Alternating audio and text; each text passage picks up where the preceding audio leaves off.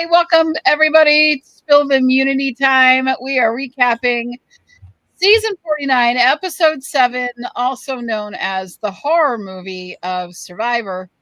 And I'm joined by the amazing Alex and Brandon. Hi, guys. What did we think last night? What's your guys' favorite horror movie? Let's start there. Halloween, Oh, very thematic. Friday the 13th. Friday the 13th. Okay, I good. do like a little Freddy. I'm not a big scary movie guy. I don't know. I don't find it. It's not my thing. I did watch that one movie. What was it called? Good Boy with the dog. You know, it's like a horror movie and like nobody taught. It's like just the dog. It's pretty bad. But you know, I like the dog. So, not a big horror. I don't know, Brandon. You a horror movie guy? There were two. I'll watch it. I'll watch it just to see how everybody else reacts. I'll watch their reaction. Okay. I would say there's two. One is a B, maybe even a C. They would have it on like Mystery Science Theater 3000 type movie. It's called Demonic Toys. That was a good one. And I would say my second one would be anything with Brandon Hance on Survivor. So I am, and I'm starting to feel the same way about actually none of these people on the season. I think they're all playing great, and we got to see the breakup of the same old, and this season is getting better, and it might be thanks to Jeff Probst saying, hey, season 50 is upon us, and you could be a part of it. That was great. Alex is like, I don't know. I don't know about that. Because the move was made before he said that. You know, so the move, the big move was Sage and Jawan joining the other tribe alliance, which to me, it doesn't make sense. Because now, I mean, they were at the bottom of the old tribe. Aren't they just at the bottom of this new tribe that they just joined too? They just didn't like the other guys because they just had, Sage is like, I want revenge. I was like, revenge for what? Like leaving you out of they didn't vote. They never voted against each other. They never betrayed her. And that's why they have this animosity towards them, because they're like the cool. They're like not even cool. You know what I mean? So but that's why the bottoms up alliance is working, because it's the first time that one of them, maybe two of them, were a part of a vote. So you only are able to solidify trust. Kind of like MC said, that this is the first time I'm able to trust anybody will be after this vote. Until you actually get to tribal. And so the bottoms up might be, besides Savannah and Rizgod, might be the strongest alliance of the game because of that reason, right? Well, I don't know. I mean, I don't think Steven is maybe super loyal to Jawan. Like when push comes to shove, I feel like he's going to be more loyal to MC and potentially Sophie. Just because, I mean, here's what I kind of project is going to happen, right? Because we all know Savannah and Rizzo are on season 50, right? Mm-hmm. And so the idea was like they were going to bulldoze like the entire season. They were going to become super dominant. But you saw this episode, like people kind of don't like Savannah. They're calling her bug-eyed. They're they like she's rubbing people the wrong way. She's a little bit too forward, a little bit too pushy. But she's aligned with Soph, who were, Blue Soph. You're not calling her Soph. She has this knowledge is power advantage, and she's pretty closely aligned with Savannah and Rizzo. And so are you going to see like this comeback insurgency, basically like Savannah and Rizzo fighting from the bottom this entire time and using the idols and using these different things to like really cause a ton of chaos? I mean, that's kind of what I project. And then like this is why I think like Jawan and Sage, they're like a little bit too squirrely. Mm-hmm. So they're going to become tricked. They're going to become like caught in this, and that's where I think Steven, they're going to kind of like revert back to their original alliances. But it's kind of what Yeah, who knows? I mean, I think what's getting this season, the rarity of this season, right, is that we know that two of them come back, and we have yet to see truly why they are, best of the best material. We see how they're getting there. But as far as the best material, I think you're exactly right that these next couple episodes, it kind of writes itself, right? That idols will be used successfully. I think they're going to use both idols, knowledge is power, and his immunity idol successfully. Maybe two different vote outs. So I think we know that they are moving on for at least 3 episodes, which makes everything a little bit more like, oh, I wish I didn't know that about them, right? I wish I didn't know that they were going to play season 50. Right. And that was what I was just going to ask is I really don't like the fact that we know that those two are going to move on. I don't know why that was shared. I don't know why to know that. I think it would have made the season more exciting to try to figure out who we thought would be, moving on to season 50. Yeah. So I'm not really sure in the logic of why they actually told us. Do we know that they were the ones that told us?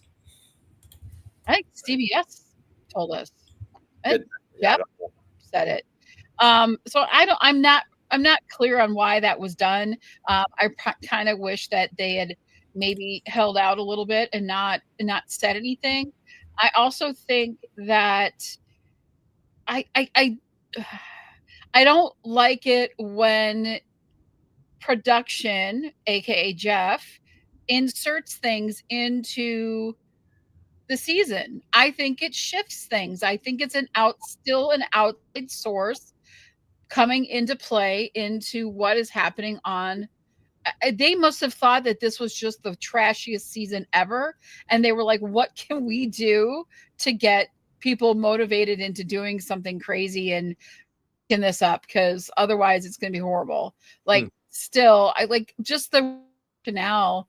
I haven't liked this from the beginning. I haven't liked the fact that we're talking about 50 before we're seeing 49 or talking about 49. I'm just the whole thing. All I can say is 50 had better be absolutely spectacular, because I think it has the ability to do that, but it's overshadowed 49 so much in so many different ways that I'm not happy with it. I'm not.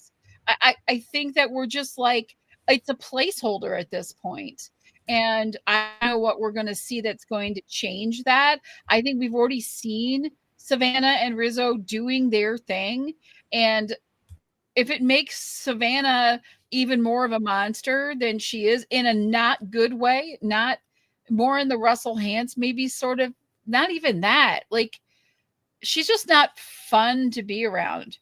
So I don't know. I'm very He's not like opinionated on super this. charming or anything. And you know, Jeff kept saying, this is when you really start to play the game. It's like, we're 6 episodes in. What do you mean we just start playing the game at merge? It's like in the NBA, it's like they don't even try until like the last 20 seconds of the game, and then everyone starts trying. I don't watch the NBA, but like that, like I'm like, what are you talking about? Like, people are finding normal Survivor. They're finding idols. They're making their core alliances. Like, actually, the majority of the game is played before. I don't know. It's just like a weird statement. It's just because the season was so boring up until this point. So Jeff had to make some sort of excuse like, oh, okay, now, hey, audience, now, trust me, it'll get good now. I know the first 6 episodes were a total waste of time. They weren't even playing, though. Nobody was even just trying at all. Now we'll start the game. Yeah, tell that to Sophie and Alex. Yeah. Alex. Tell them that, hey, we're just going to start. And they're like, are we serious right now? We're just starting to play. And I mean, MC and tell the other Sophie, they haven't played anything. They just played the challenges and kind of laid low and complained about fruit. So yeah. I think that this season is. I love that the merge is back. There's no mergatory.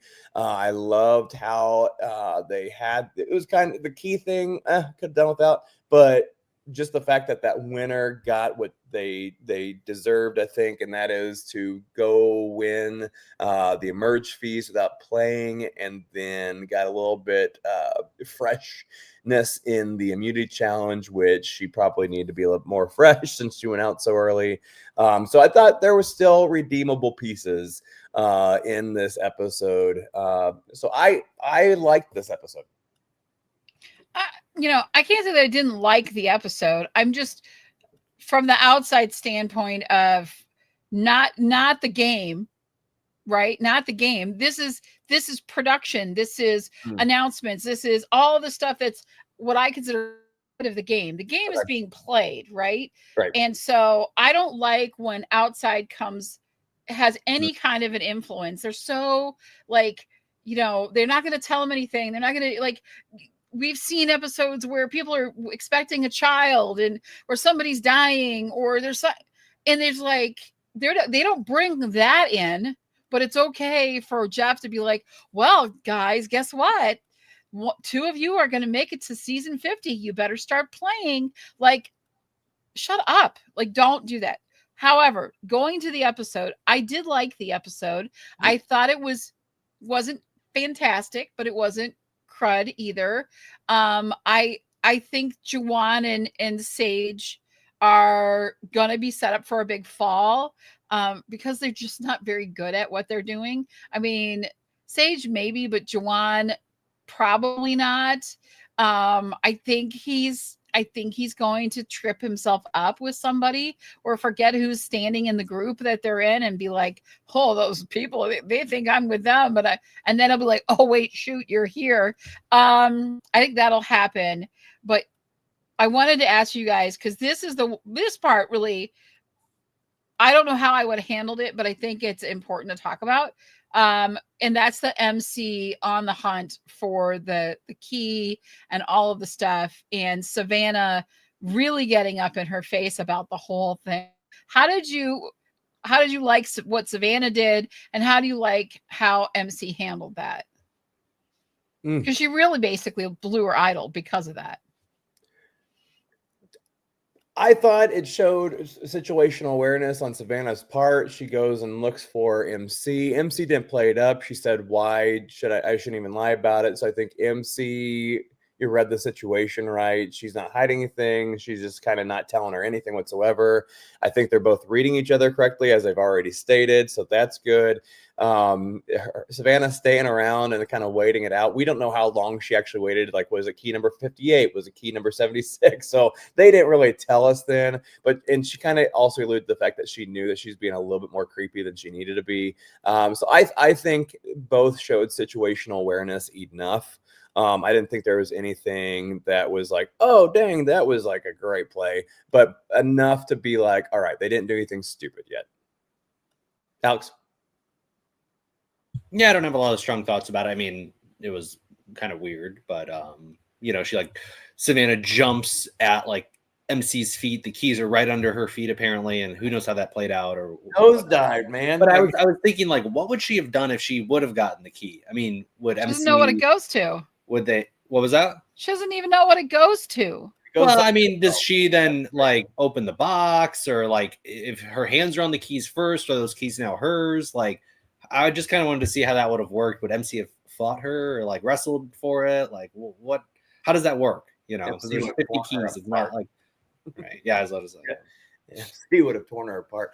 I think. Did you see anything, Bree, out of there that kind of helps the rest of the game? Not the idol itself, but just what their encounter.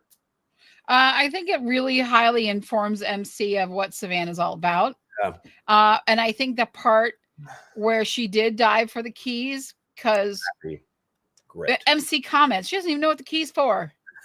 She don't even know what she's doing. She doesn't know what she's going for. She has no clue what this key goes to. Mm-hmm. And so what is she doing? What is she going to do if she has the keys? Okay, you've got the keys. Savannah's highly advantageous, that's for sure. Like, she is not going to miss a beat. She's in the details of every situation. She has what Juwan, Steven, and Sage don't, and why their game is going to collapse, I think. And it helps to know that these two players aren't going to 49 to say this, but as far as their situational awareness, them spending, as long as they did, trying to figure out how should we approach them as they come to the beach and the boats. Like, you should not be thinking that long about how you are going to react to people in the boat, and that's what you came up with. I'm surprised they fell for it, to tell you the truth. Yeah, that's a good point, Brett. I was thinking the same thing. It's like, how can you can't second guess yourself that much in your gut instinct on like the most basic thing, which is obviously you go down and you greet them at the beach. Yeah. Yeah. Like, that's just the obvious thing. Of course you do that. Yeah. Like, so it's just totally weird. They're just freaking out. Like, oh, like, you're gonna have to tell them anyways. So I think you're right. That tells about like their nervousness, their skittishness, and like they're not able to kind of deal with confrontation in uncomfortable situations. When Savannah and Rizzo, like, they're running towards it, like they want the confrontation. Which you can play that to their advantage too, because you do enough weird things, then non-weird becomes weird. So like if they were to like run up and be like, oh, Sage is actually happy and talking to people, Juwan is actually like, you know, not calling anybody uncle on somebody's arrival. Like these are things that could actually help them out and be as weird and awkward and make mistakes, because no one's really thinking that you're going to be this vivacious, welcoming spirit either. So maybe it plays in their advantage, but it does show, I think, that they don't necessarily have the situation awareness. Strategically, it sounds like they're making people into believers by lies they've been telling. So I'll give them that. But that was weird. I thought it was a hard sell, and I was really surprised with the excuse they came up with that just went crazy. I was like, how about just for an idea, Steven played an idol. We all voted for Steven. He played an idol. Yeah. And then he voted Shannon. How about that? Simple, straightforward, no questions asked. Where'd he get the idol? I don't know. Steven found one somewhere. I mean, people have idols hidden that people aren't supposed to know about. So, and again, I'll give them that too. Like they picked a situation that is a rarity. Like when in Survivor does somebody just snap and become this different person? Well, it's happened the lady that stepped on the stool at tribal council and just went crazy and ballistic at tribal council. I guess it happens. So as I think about it, I'm like, okay, maybe weird enough is good enough when it comes to these situations. They don't need to lie about where they find an idol. They just basically say she went crazy. I don't know. Because she hadn't gone to tribal council yet, right? Savannah, was that her first one? Shannon? Yeah, like two episodes ago. That was her first one. So like they don't know who tribal council Shannon is. And they don't know vulnerable Shannon either, because they didn't have to go to tribal council. So again, maybe this is like an ingenious I don't understand yet. And I hope that's the case, because I want to see what happens when these two clash here in the next couple of weeks. Alex, any thoughts on that? No, I mean, I thought the lie, like, I mean, it could have just been she was going after Juwan and Juwan then went after her. I mean, that's kind of the lie that they said. I mean, they didn't have to besmirch her character and say she went crazy and she started praising the devil. Like she really went crazy. Like started speaking in tongues and trying to cast a spell on us. And she started levitating. Yeah. Weird. We needed her gone. Foaming from the mouth. Get Juwan out. So we had to kill her. We had to, it was a horror movie. Somebody had to go. Yeah. So I mean, pretty simple lie. I mean, just she was coming after Juwan, or you could say Steven played an idol. I mean, yeah, not that. If there's that much stress and anxiety over like that basic lie, like you vote somebody off and then you go like right back to tribal. You don't have like a day and a half to think about it. I'm surprised they didn't use the fact that she said she conceptually was understanding in the womb and like why use some of that to be like, okay, like, yeah, she told me that too. Like I can see how she may have become this loose cannon. But wonderful. I guess her going crazy isn't that out of the question. When you're conceptualizing the womb, she should have conceptualized the vote. Ooh. Got her. There you go. That's what she should have done. I want to kind of move, because I know, Alex, you have to leave here in a couple minutes. I wanted to get your take on how this tribal went, and what do we think about Juwan and this is a horror movie now. He seems to be giving us a lot at these tribals about the state of things, or how he's setting the mood in these tribals, where last night it was like a horror movie. It's like being in a horror movie, right? And before that it was that uncertainty. And he's doing what do we think Juwan about is doing the most, honestly. At tribal he is, yeah.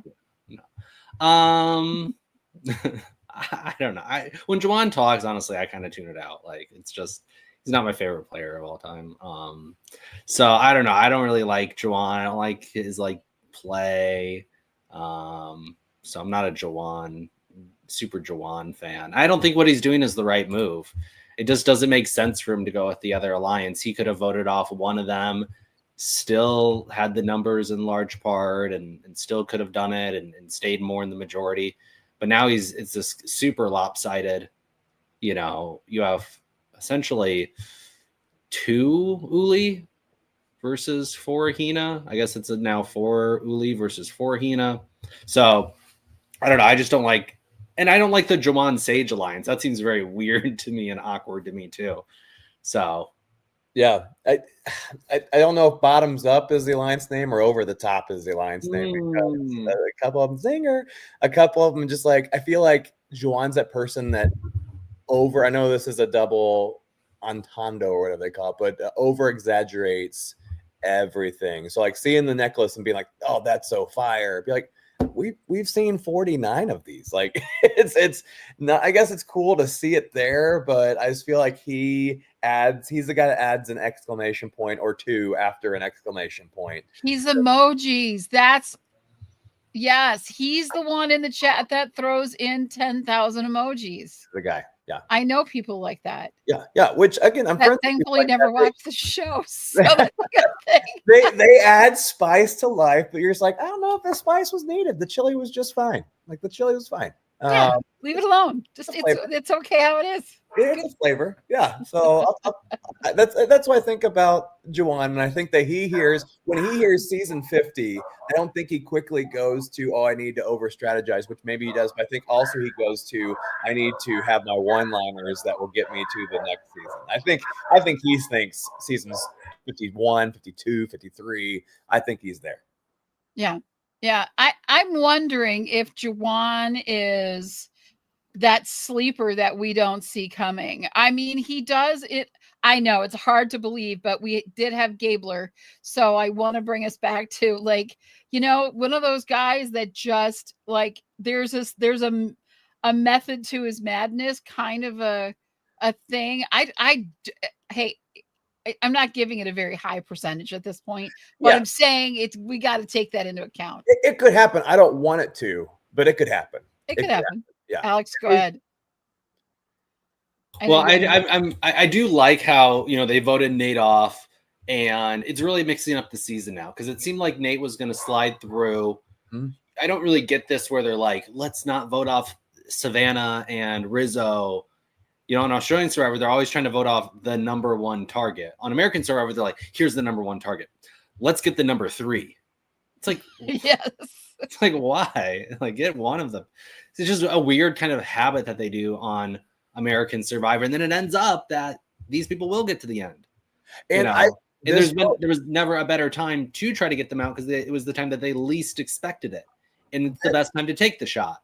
And if they're these super uber players, well, once they're aware of this, aren't they going to be much more dynamic and harder to get out later? So it's like they have this uncertainty. It gets back to like that uncertainty. Like, they're actually not these all-star, because like an all-star player would be like, let's get King George, let's get the Golden God, let's Kirby get Kirby, was like out, David, they get the big players. They're not waiting. They said we have to get the big players out the soonest possible. I gotta jump. Good to see y'all. Thanks, Alex. Have fun. And part of that too is when it comes to Savannah, I think this vote actually helped Savannah, even though she lost that vote. She's able to get the clearer picture now. She has friends in pretty high places when it comes to the merch they have around their neck, with an alliance person with the ImmuniTEA, alliance person with the Knowledge is Power. Sophie's playing amazing with that Knowledge is Power right now. She's not telling even her closest allies about it. Smart. So Savannah is in a very great place. And I think if she would have made the move that made sense to her in this vote, I think that would have knocked her out of the game here in 2-3 episodes, because she has too much power. And so this was a great episode, which is weird to say for Riz God and Savannah.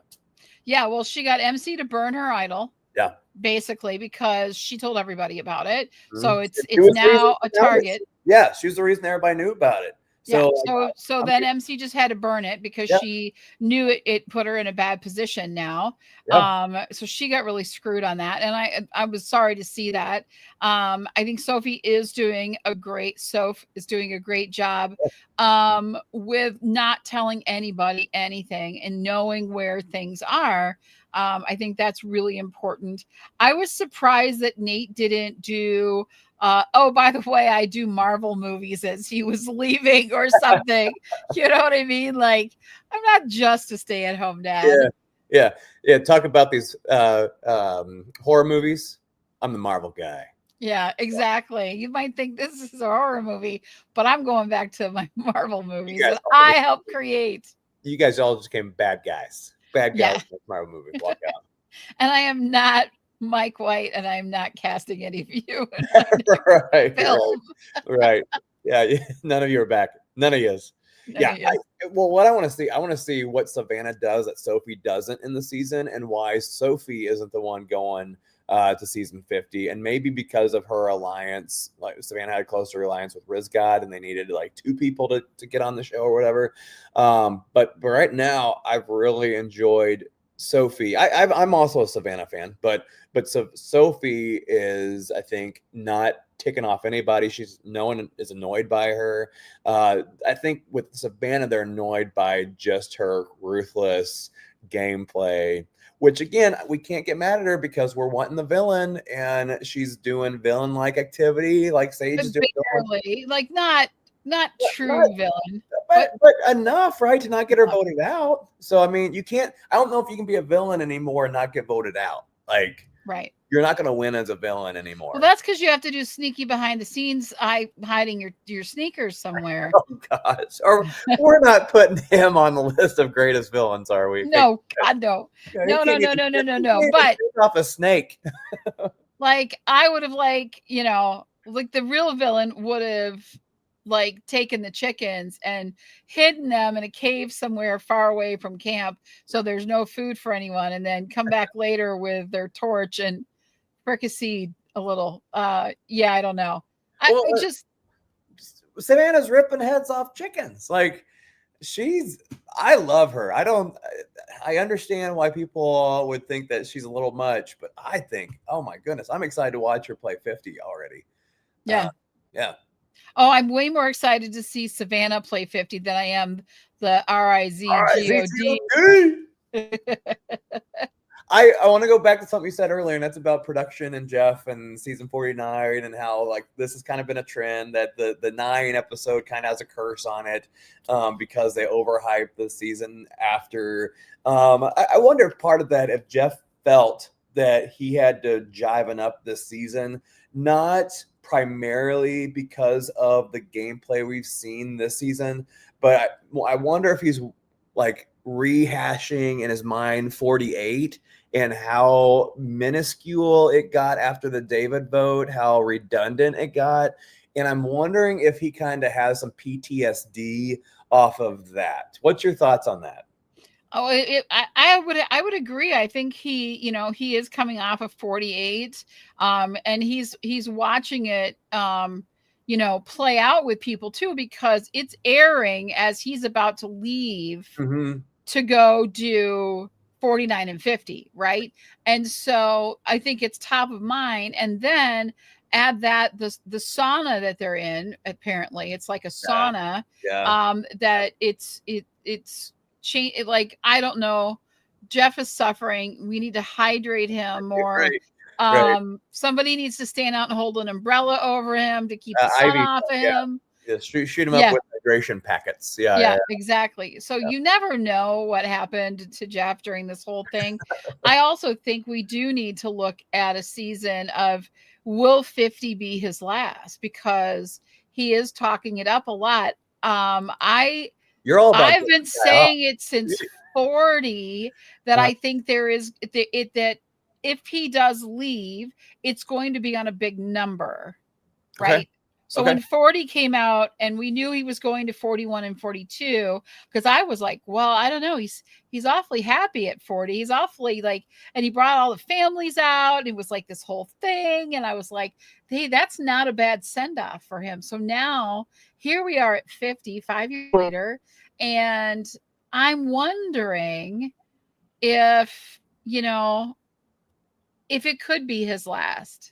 I think he'll always be involved with Survivor, but I don't know if he's going to host continue to host Survivor. I've always kind of felt like he'll leave at the end of something big. And they've already told us so much about Survivor 50. We know the cast. We even know who's coming through from 49. He told all the people at 49. There's a lot of things he's let slip. So what is the big announcement? What does he have left in the bag to really kind of put it out there? Will he at the beginning or when we get close say, is this the last Jeff Probst season? I don't know. I'm just saying it kind of feels I truly believe he will absolutely go out on a big number. There isn't a much bigger number than 50 because 50 is kind of epic, right? It's an epic, it's a very nice number. It's half a century almost, right? It's a quarter century long. We're in 2026 at the time. I mean, it's a big number. We got big players coming back. We've got old and new. We've got all of the best that I think are the ones that Jeff wanted back. These are Jeff's decisions. No, because Rob Mariano's not on it. You can't say that. I don't know. I don't think Mariano. I think that first, I think Mariano's going to be his co-host on his podcast for 50. I think that just makes sense. I don't think, Rob would, the other Rob would do it. Rob has a podcast, the rap guy. Yeah, which is unfortunate. He would be great. He would be great as well, but I think he's got his hands full with his own things. So I'm not really sure. So I see Mariano coming on, being the co-host for 50 on the podcast to kind of, give his take. And I don't know. I just really feel like this is 50 will be Jeff's last season. And I don't think he's going to now. I still think JLP has a chance to come up north and give it a shot. I don't think it's out of the question for him to do that. People are like, no. But like that whole thing, that whole shift, that everything, I just kind of feel there's something up there. Like I get it. You get Dave, you get the golden god to come host. That wasn't the problem. That great. I don't know. There's a lot of unanswered questions. There's a lot of weird stuff that has been happening during 49 that we've never seen. Like the first on Survivor, they always talk about, it's a first. Well, it's a first on Survivor, I think, where Jeff has really inserted himself into the game and changed gameplay by what he said. I think that's a first. I can't think of any other time where he's made that big of an announcement to people to say, did he do it in 39? No, I don't know if he needed to do it for 39, right? Because it's winners at war. All the best ones. And so I don't think that he needed to have as much marketing and promotion as he's doing this season with 50. I think he has enough foresight from fans, even though he may not do exactly what some fans are asking for. And again, it's a budget situation. Perhaps I think they can pull off 39 days still. I really want 39. That's my biggest one. But I think that he understands that he needs to push this a little bit more in order to get eyes watching 50. And again, I still think a lot of it is that 48 post merge was very dull. And so this is his answer. I won't say very dull, but just like, sometimes the right players do the right things and they don't screw up. That's exactly what Kyle did. And so we will see. He's 64 years old. So that means, if he's thinking, okay, like, do I go on a big number like you're saying, then there's, 55 or there's 60, he'll be, 69 years old. That's up there. That's past some people's retirement. But again, maybe it's like they haven't found that one person that could fill his shoes either. Because I don't know what the whole JLP have they even said, like why he got fired from the show. I have heard rumblings about different things. I don't have anything specific, or am I knowledgeable any of it? Some of it was numbers were sliding, and others were they can't afford them. And I don't think either of those things are true. So I am not really sure. I mean, they won awards with the Nina I'll call it the Nina season, with the heroes versus villains season, which was probably one of the best seasons of any Survivor in his. And so, when you're coming off of stuff like that and they're making these kinds of decisions, it's like, I don't understand it. I don't know. I'm just throwing it out there. I could ask me a year from now when we're sitting here in 51 going, oh, look, JLP's hosting, or who knows who, there was talk of Parvati hosting, which I don't know if I would be up for that. I think she's a little snarky, and I love Parvati. Don't get me wrong. I think she's great. I just don't know if I see her as host. That's like a kind of a different. I think it is good to have somebody that's played the game. Like snarky Jeff? Like, don't we want his ruthlessness? The knife and the knife and the rice. I do like that. And that would look very evil coming from Parvati, now that I think about it. Yep.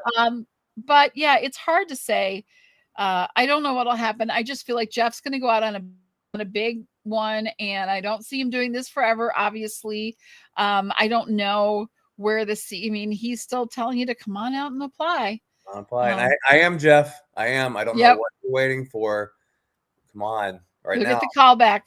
You'll have to tell us. My biggest regret would be if, like, a friend of mine who I convinced to watch and now they're watching gets on, and that means that, it's the 6 degrees to Kevin Bacon or 7 degrees to Kevin Bacon that I'm too well known from that person who's on there, and now I'm off the list. So Jeff, come on, pick me, right? There you go. That's yeah.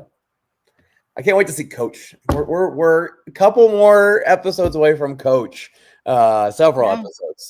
So Coach comes back. And that's just the thing too. I mean, when we look at things, how much hype does season 50 really need? You're bringing back the greatest of it's like some of the greatest players to ever play. Right. Like that in itself, for any Survivor fan, for anyone that's been watching, they want to see that. Why do you like Traitors does so well is because they bring in these icons from the people that are so loved from all of these different shows, and they bring them all together. So when you bring in the best, you get ratings, and Traitors has been off the chains with what they've been doing because they're bringing in the best of the best. And so when you bring them into Survivor, the best coming back to play against old versus new kind of a thing, that is like the ultimate in what Survivors have been wanting. How much more hype do you need, and why do you need to like be so? I don't know. I'm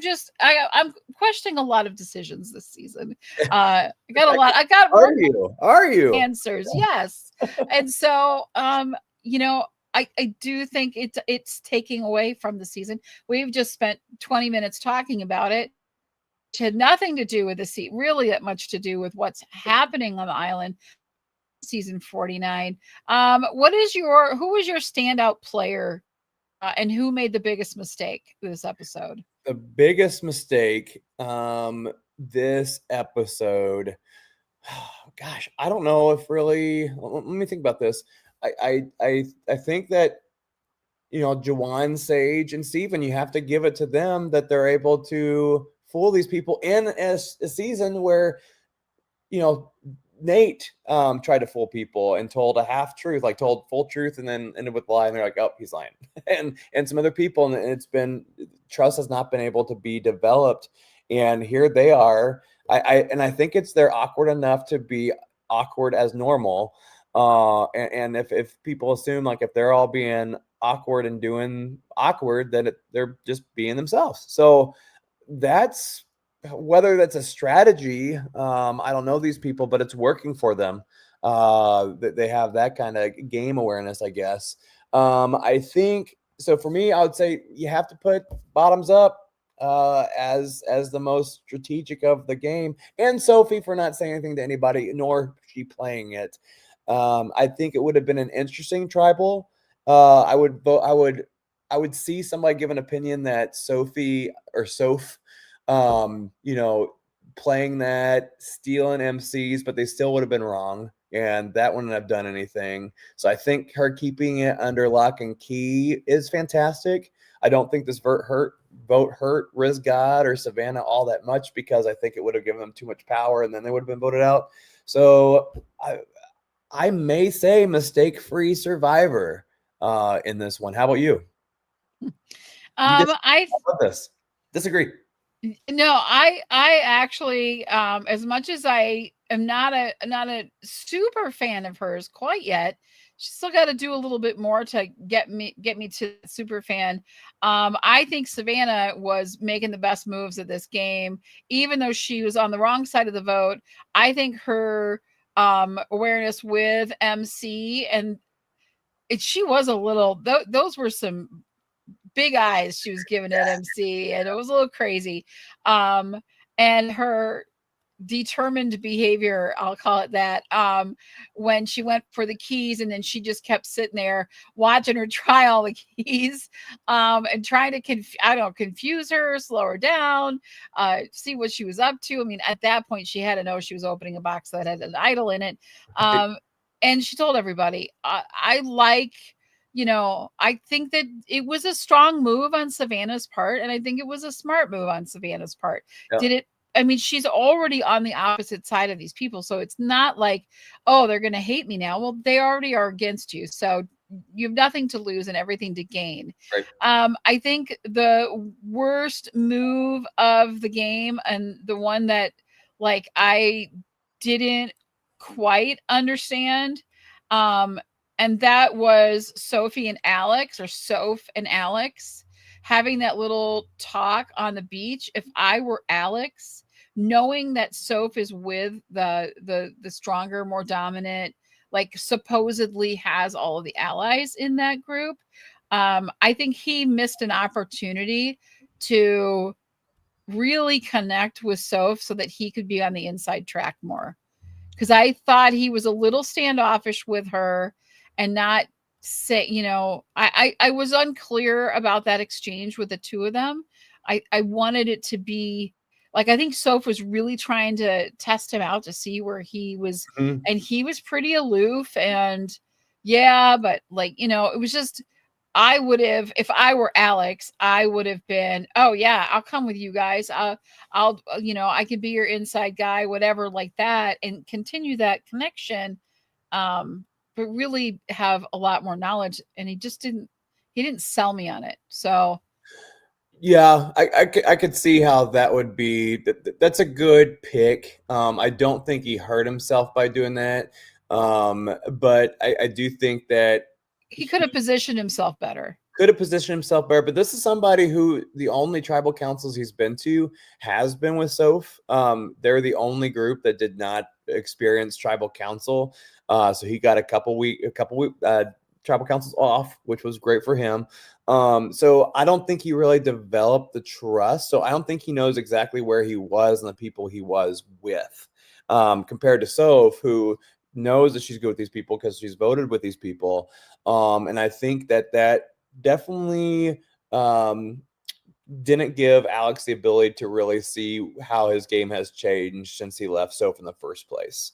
So I can understand why he didn't say anything. Yes, I think it would have been better for him to kind of affirm his relationship with Soph still, but it doesn't seem to have caused any problems yet. I'm even fine with MC playing her idol and not getting a single vote on her. I don't think that was a bad move. She's never been to a tribal. She doesn't know who to trust. She now has an idol that's been played, so no one has to worry about her having an idol anymore. So I'm very fine with her playing that idol. Yeah, I mean, it made sense to play the idol, and that's what I would have done. Yep. I do want to shift. We got a few minutes left. Who's going home next week?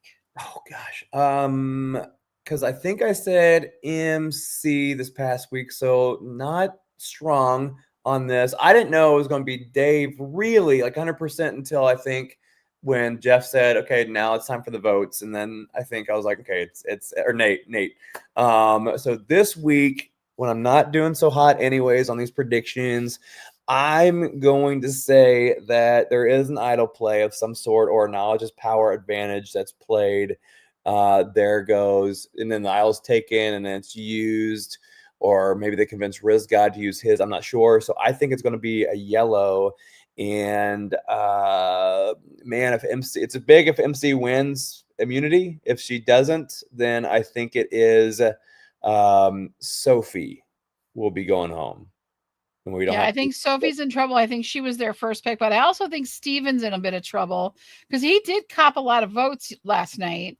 So he does, he is in a situation where, he's got to hope things change for him. And he's more tied to that bottoms up alliance, which they might try to get more revenge on the bottoms up people rather than just the people who are joining the bottoms up alliance, which is crazy that I'm saying that join this alliance that just got formed after the cohesion of the yellow tribe. So it's a strong alliance. It's a legit alliance. It's not what was the alliance? The six with Q's six alliance.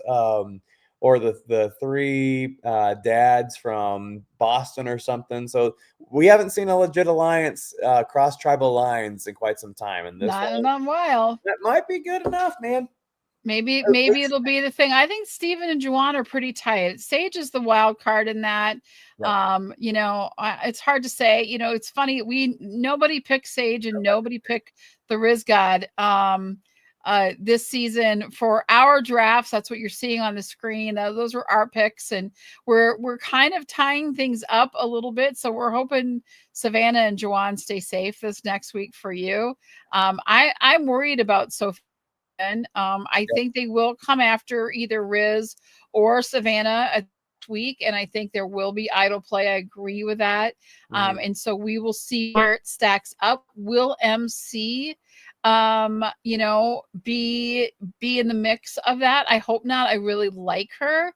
I think they want to I think Savannah and Riz want to make big moves because we know they do things to get themselves into 50, which this is why I hate knowing that.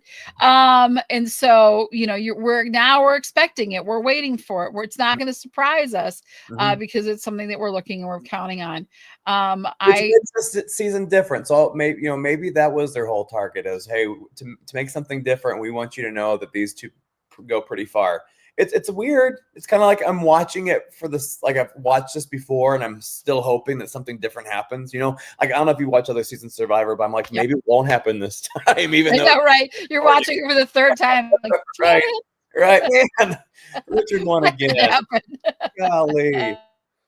I think Sophie and Steven are in trouble this next week. I think MC could be in trouble. I don't know. I wonder if MC will be smart and try to connect with Savannah after their little, encounter in the wilderness, to see if she can worm her way into that. But I think they're definitely in trouble. Because if they're with Riz God, so if Riz God, Savannah, Alex, Sophie, and Alex can kind of bode wherever he wants to go. Sophie, it's kind of the same thing, but those four, all they need is one more person. But everybody else I think is pretty unshakable, which is why this idol will be played, I believe. So then we got a 4-5 situation. Glad I didn't have to say 6-7. I just did though. And so that's why I think another idol is going to be played the next week, and we're going to be at a 4-4 stalemate.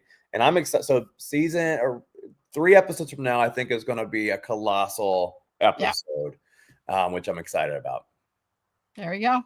There we go. Well, that does it for us today. We'll see you next week on Spill the Immunity. Thanks for watching. Bye everybody.